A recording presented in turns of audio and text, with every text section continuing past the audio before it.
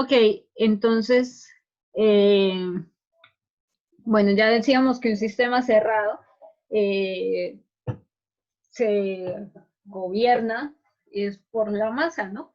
Es lo que permanece constante en él. Que hablábamos de que por lo menos un gas puede variar su volumen a pesar de estar en un sistema cerrado, ¿no? Y que también ese sistema yo puedo añadirle o quitarle energía en forma de calor o trabajo. Entonces, el que sea cerrado solamente me garantiza el hecho de que la masa va a ser constante. Ahora, en un sistema abierto pasa en el caso de, por ejemplo, yo siempre les dibujo esa tubería, ¿no? Y de esa tubería, suponiendo yo no estoy tomando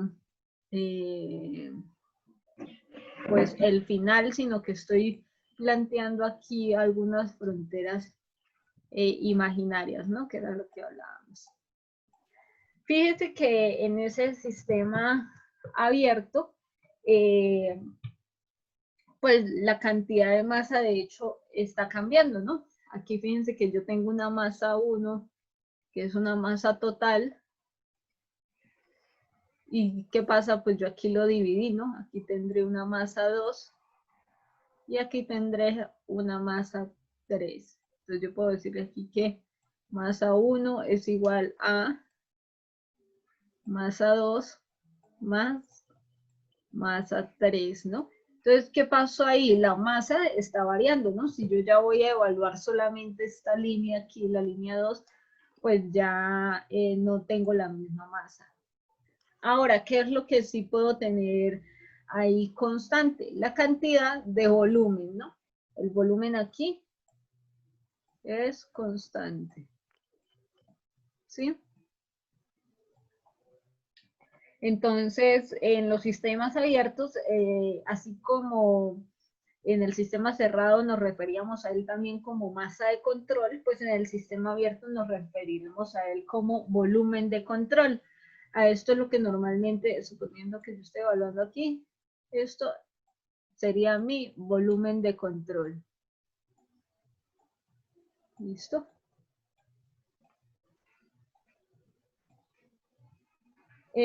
Normalmente, pues en los sistemas abiertos es donde yo más voy a tener que seleccionar una región arbitrariamente, ¿no? No es tan fácil así como en el sistema cerrado, que ya de por sí la región viene definida implícitamente, sino que aquí yo puedo tener regiones seleccionadas por mí mismo, por una frontera que yo puedo ponerla de acuerdo a mis necesidades en un punto o en otro, ¿no? Normalmente estos volúmenes de control se encuentran relacionados con compresores, toberas, turbinas, sí, con algunos equipos. Entonces, que uno necesita saber, bueno, la cantidad de fluido que está pasando por alguna bomba, por alguna turbina. Entonces, uno selecciona como su volumen de control únicamente pues, los puntos adyacentes a ese equipo. Aquí, pues como ya les expliqué, pues puede haber intercambios de masa, también puede haber intercambios de energía, y ya, ¿no? Entonces, bueno, también lo que les decía, las fronteras pueden ser imaginarias, reales. Dígame, ¿alguien me iba a decir algo? ¿No? Bueno, entonces eso es lo que tiene que ver con sistema, ¿no? Ahora, bueno, normalmente aquí yo les doy algunas definiciones también que podemos encontrar en fluidos.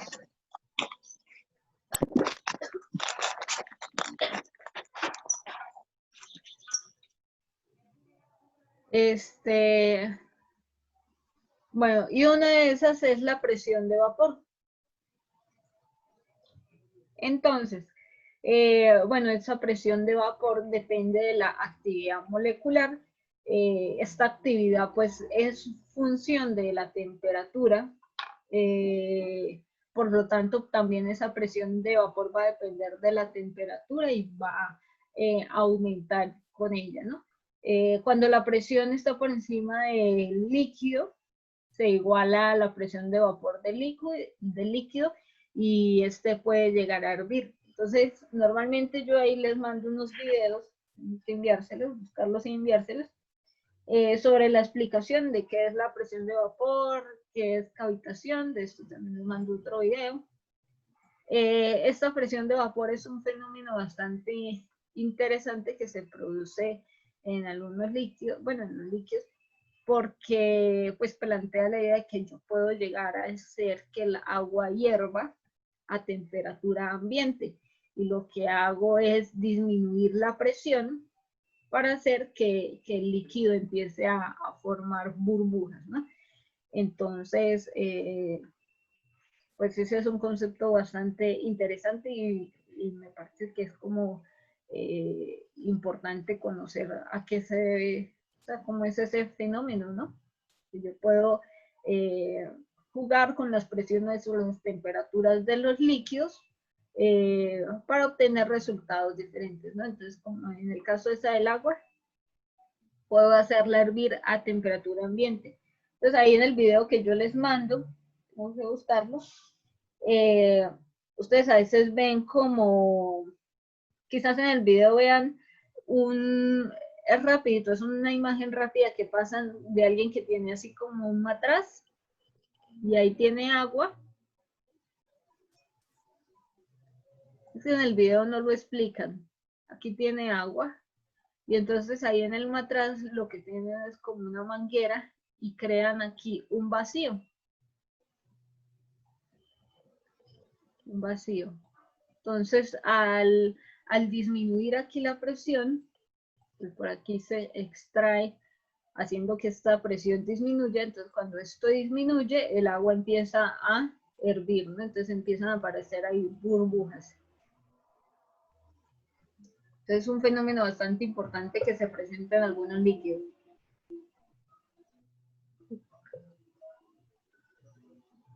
Ahora, la cavitación también es otro fenómeno que se presenta cuando la presión disminuye por debajo de esta presión de vapor. Y el líquido ahí también puede cambiar de fase y formar esas burbujas de vapor.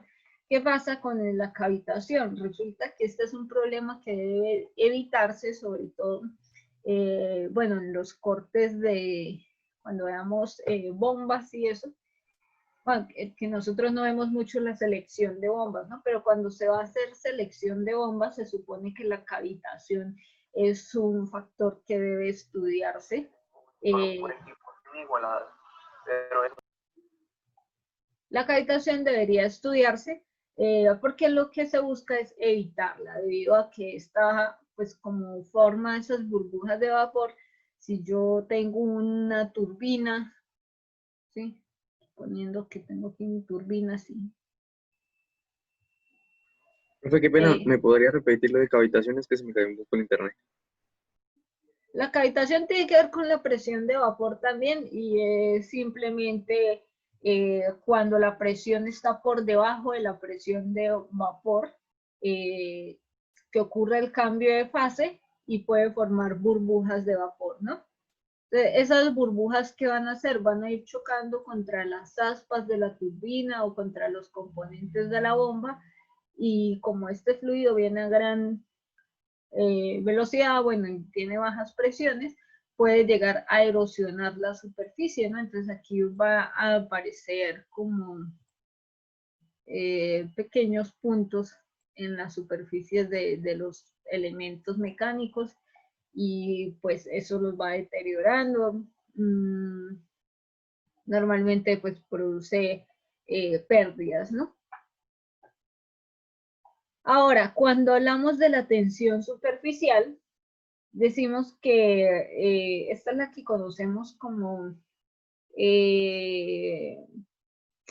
la capa, puede decirse, la capa que se forma sobre el agua. También normalmente se le asocia a que es la responsable de que las gotas de agua tengan esa forma, ¿no?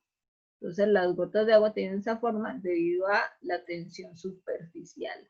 Entonces aquí alrededor de la gota hay cierta capa de agua que tiene una tensión que le permite tener esa forma específica, ¿no?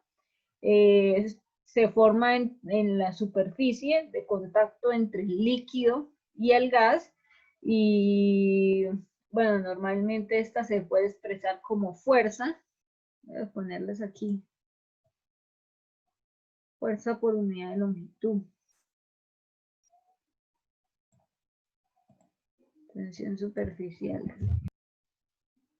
Esta es fuerza. No me acuerdo si es por o entre. Entre. Unidad de longitud.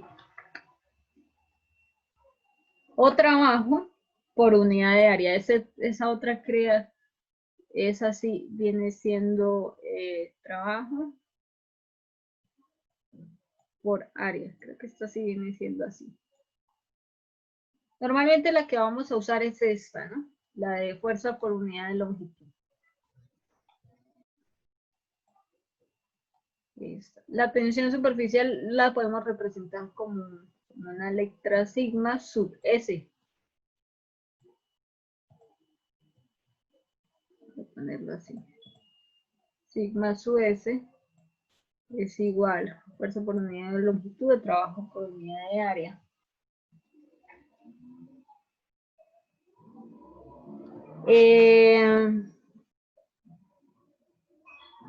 Bueno, y esta sí es la que, por lo menos en las gotas de agua, pues me lleva las moléculas hacia la parte interior del líquido, ¿no?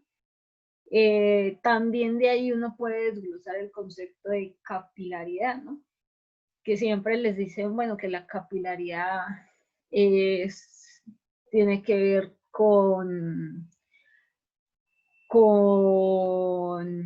bueno, se origina a partir de la tensión superficial, pero también pues este fenómeno permite que algunos líquidos asciendan en contra de la gravedad de manera espontánea cuando se encuentran en conductos muy finos, ¿no? Entonces siempre les dan ahí el ejemplo del pitillo, lo menos cuando ustedes están tomando gaseosa, tienen aquí su vaso de gaseosa, ustedes pueden ver que la gaseosa pues va a estar, no sé, aquí a este nivel, pero siempre en el líquido uno logra ver que hay una pequeña columna ahí. Entonces, ese fenómeno es lo que se le conoce por capilaridad, ¿no? La idea es que en la capilaridad, fíjense que estos tubos, sí, el vaso capilar, como se le conoce, que en este caso sería el pitillo, tiene diámetros muy pequeños, ¿no? También, de hecho, esa es la misma forma como los árboles obtienen el agua del suelo, ¿no? Porque ellos en su interior tienen vasos muy pequeños. Entonces, el agua que está en la tierra puede subir. Aquí el agua sube por efecto de la capilaridad, ¿no?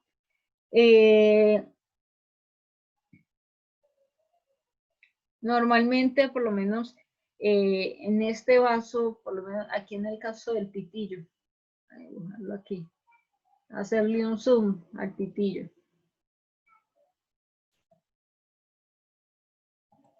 ¿Qué pasa aquí? Ustedes, dependiendo del líquido que tengan, suponiendo, bueno, si tienen agua, quizás lo vean así, esta parte de arriba como una línea recta, ¿no? Pero no sé si ustedes en química o en otros laboratorios habrán visto que esto, dependiendo de la forma del líquido, puede tener distintas curvaturas, ¿no? Entonces puede hacer que un líquido tenga la curva convexa o la curva cóncava, ¿no? A esa curvatura, ¿cómo se le llama? ¿Alguien lo conoce? ¿Qué nombre recibe esto?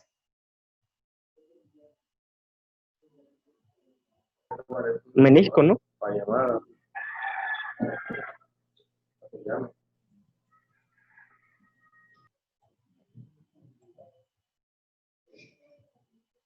Eso es lo que normalmente nosotros conocemos como menisco.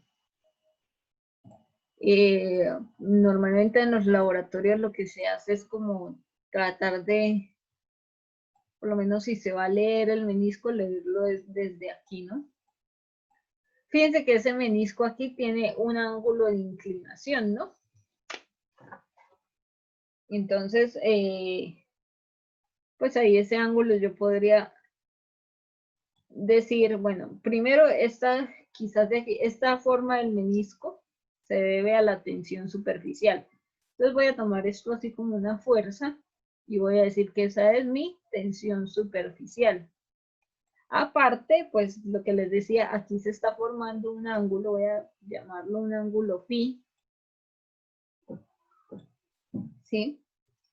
Fíjense que ese menisco, lo que les decía, yo lo leo es desde la parte superior de la curvatura y aquí va a tener cierta altura, ¿no? Altura con respecto al resto del líquido. Voy a poner aquí el resto del líquido.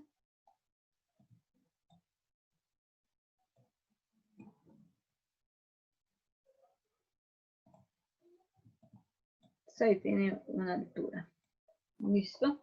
Y bueno, esto yo les decía que eran para radios pequeños, diámetros pequeños, ¿no? Esto puede ser el diámetro. Diámetro, es que el diámetro yo lo hago con phi y luego queda como repetido. Voy a ponerle dos veces el radio. Es decir, el diámetro.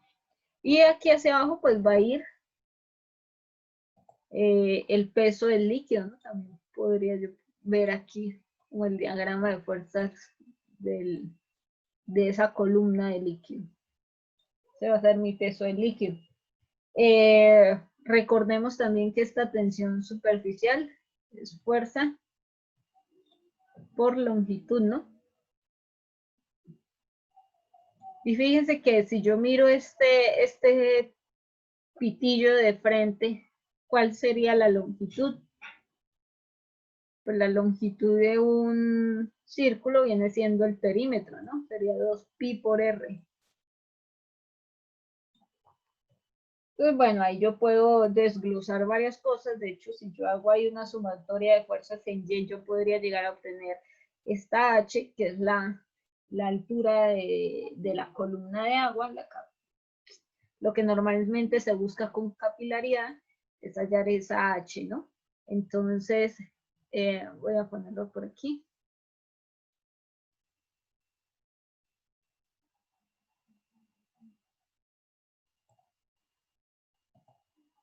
Entonces, fíjense que yo tengo mi tensión superficial. Y ya dijimos que era fuerza sobre longitud. Unidad de longitud. Y que esa longitud, pues al ser un pitillo, si yo lo miro de frente, voy a tener bueno, si lo miro desde la vista superior, voy a ver es un círculo, ¿no? O sea que tengo la longitud de un círculo será su perímetro. Entonces, aquí esa fuerza podría estar dada por el mismo peso del líquido, ¿no?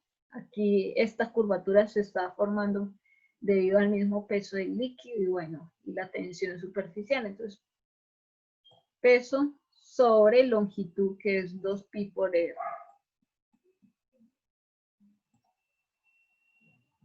¿Listo?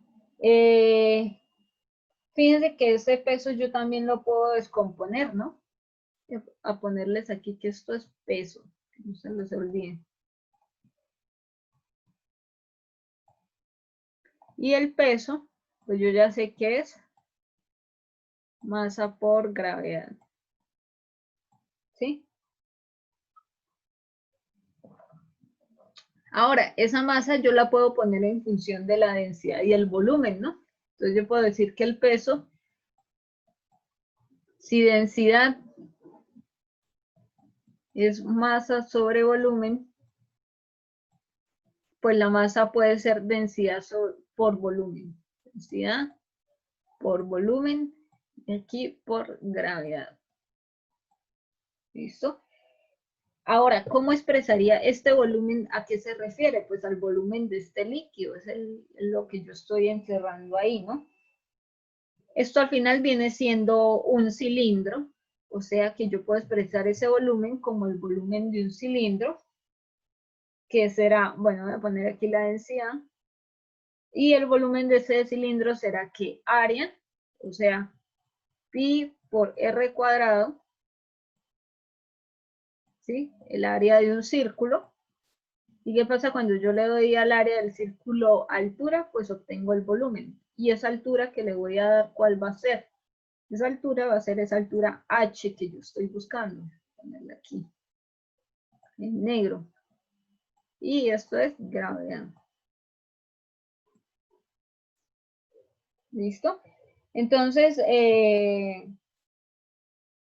pues ahí yo podría expresar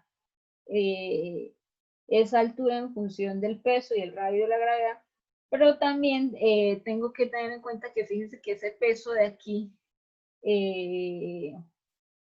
tiene cierto ángulo, ¿no? Bueno, el peso de no, la fuerza esta, la fuerza que estoy tomando aquí de la tensión superficial, tiene un ángulo, ¿no? Entonces esto yo debería lograr descomponerlo también en función de esos ángulos. Entonces, lo que se hace normalmente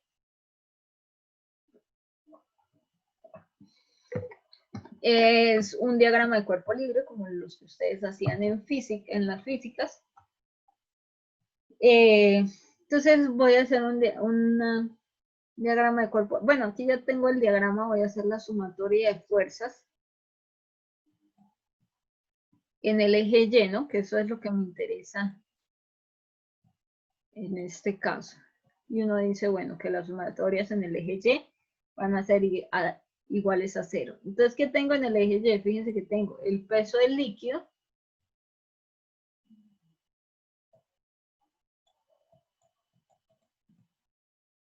y ese peso del líquido es igual aquí a la tensión superficial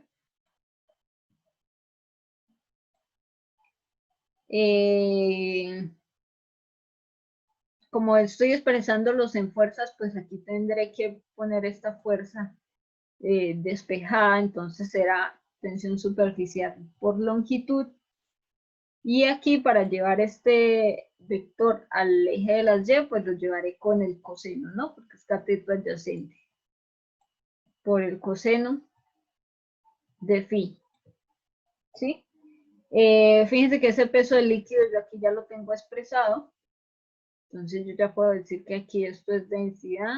Bueno, voy a ordenarlo. Pi por densidad por R cuadrado por H sobre, digo, por gravedad.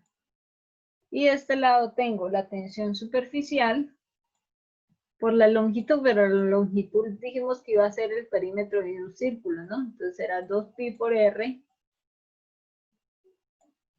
por el coseno de phi.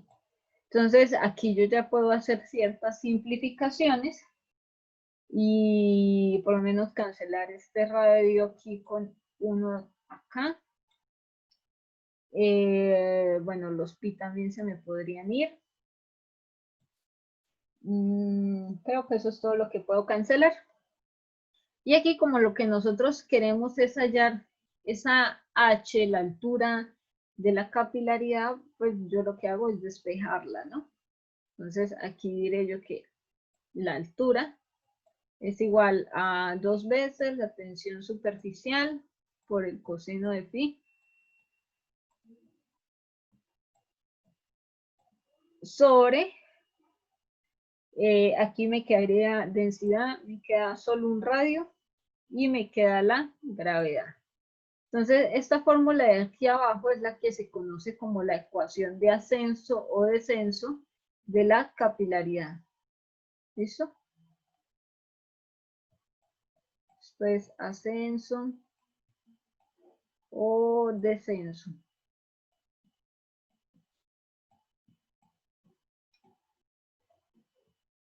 ¿Qué otra cosa les puedo decir? Respecto al ángulo, a este ángulo phi, uno puede decir que, ya se me llenó todo, voy a ponerlo por aquí, que cuando ese ángulo es menor a 90 grados, entonces va a mojar la superficie. A veces algunos problemas no les dan como tal el ángulo, sino les dicen si moja o no moja la superficie. Entonces eso simplemente para que ustedes vean si es mayor o menor a 90 grados. Y aquí no moja. Si es mayor, no moja.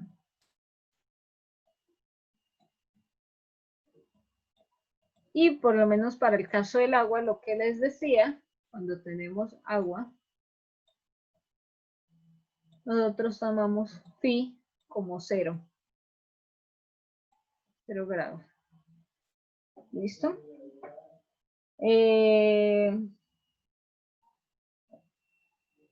Profe, allá en la evaluación del peso del líquido, usted despejó fue la fuerza, ¿cierto? Sí, porque como es un diagrama de cuerpos libres y fíjese que yo estoy haciendo es una sumatoria de fuerzas, yo debería tener únicamente fuerzas en mi ecuación. Sí. Ok. ¿Qué otra cosa les iba a decir? Que por lo menos cuando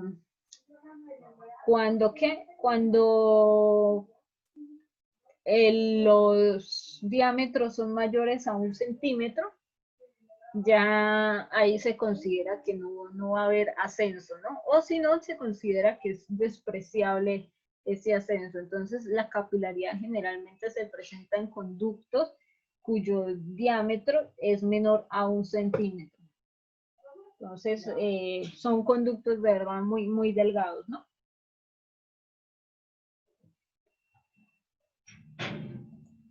¿Listo?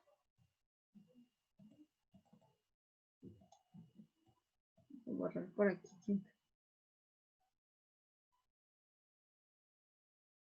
¿Preguntas?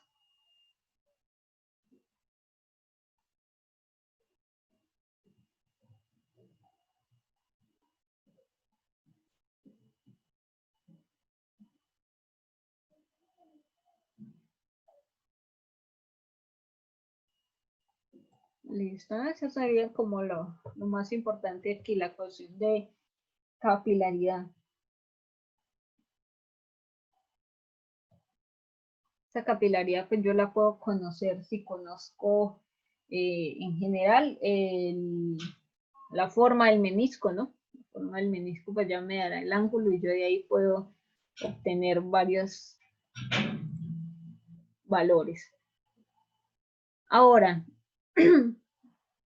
pues aquí este tema ya tiene que ver un poco más con lo que es viscosidad, esfuerzo cortante.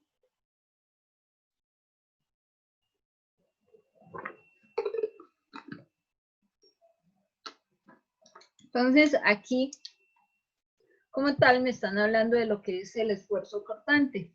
Quizás aquí me faltó fue como un título.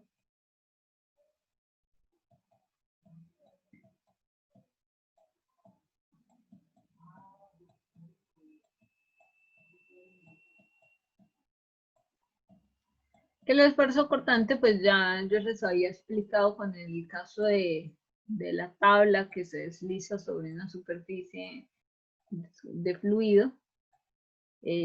Normalmente lo expresamos con esta letra tau, ¿no? Cuando yo la hago aquí así. ¿Listo? También yo les había explicado un diagrama de que este esfuerzo era una fuerza por unidad de área, ¿no?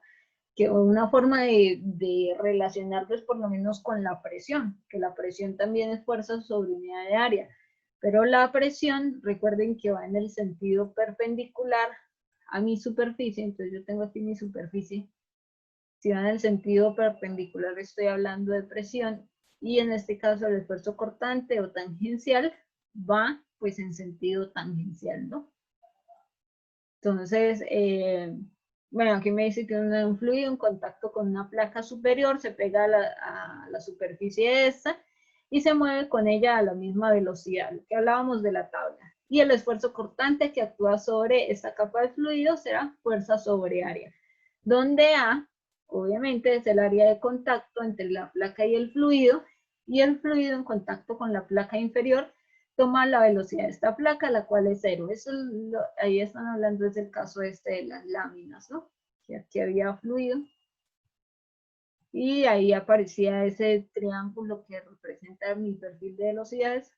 Esta es la que se está moviendo, esta tiene una velocidad. Pero la de abajo, al estar estática, tiene velocidad 0. Los fluidos... bueno, me dice que es debido a la condición de no deslizamiento, eso ya lo hablamos. Los fluidos se deforman según una razón de deformación, la cual es equivalente al gradiente de velocidades. Entonces, esto de aquí es lo que nosotros vamos a conocer como gradiente de velocidad. Eso es bastante importante ahí, anótenlo, porque es el encargado de medir el cambio de la velocidad, la cual puede ser tangencial o lineal. Entonces, ese gradiente de velocidades, nosotros vamos a ver que aquí en viscosidad, cuando se habla de viscosidad, yo puedo tener viscosidades en sistemas por lo menos como este de las placas, que se está moviendo en forma lineal, lo que yo les decía aquí, pues se está formando un triángulo. Esto va a ser un gradiente de velocidad lineal. Pero yo les decía que también aquí podría obtener distintas curvas, ¿no? Y también en algunos casos puedo tener, normalmente se emplea para explicar esos ejercicios, se emplea siempre la ejemplificación de un viscosímetro de cilindros, que pues, como su nombre lo dice, es un cilindro que está rotando. Esto aquí rota. Entonces, ahí hay un fluido por dentro y ese fluido también va a rotar, ¿no? Entonces, cuando hablamos de gradiente de viscosidad lineal, yo voy a decir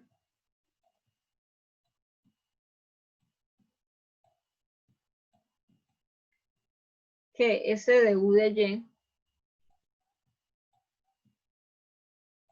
esa U simplemente me representa las velocidades, ¿sí?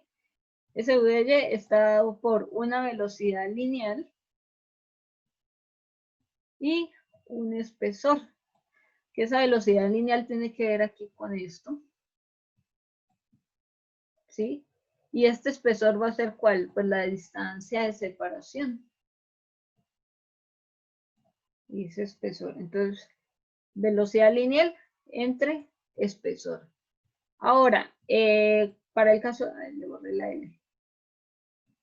Para el caso de cuando es tangencial, o sea, cuando hablamos de cilindros que están rotando, tangencial,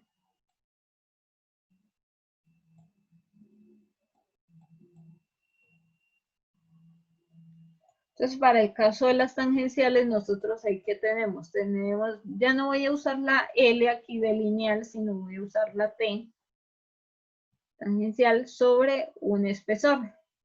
Entonces, si ustedes recuerdan sus clases de física, esas velocidades tangenciales, yo las puedo expresar de otra manera, ¿no?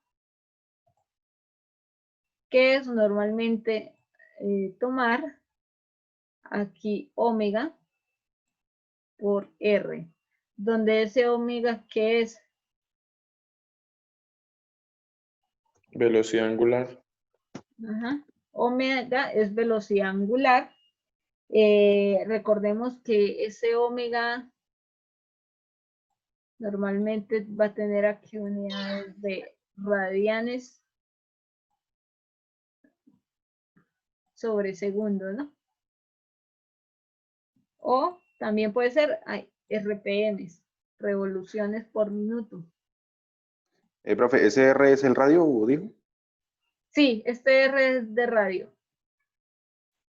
¿Listo? Y la E siempre va a ser espesor, ¿sí?